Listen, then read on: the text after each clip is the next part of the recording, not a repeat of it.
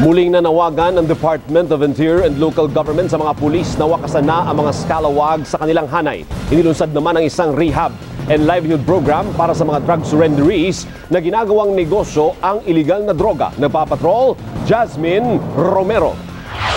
Nabigyan naman ng pagkakataon na magbagong buhay ang higit kumulang 200 mga drug surrenderies. Tulad ni Alias Sara, nagtulak din ng droga para buhayin ang 5 anak.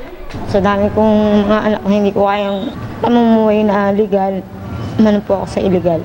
Nagtulong-tulong ang DILG, PNP, DENR, DOH, Las Piñas City Government at Allied Botanical Corporation para mabigyan ng hanap buhay ang tulad ni Sara. Willing naman silang mag-rehab. Ang maganda dito, may kabuhayang ituturo. Sana'y makipagtulungan sila na mag-undergo ng mga programa para po hindi na po sila mapapahamak. Magkakaroon ng sertipiko ang mga sasailalim sa programa na magpapatunay na nakaahon na sila sa pagkalulong sa droga.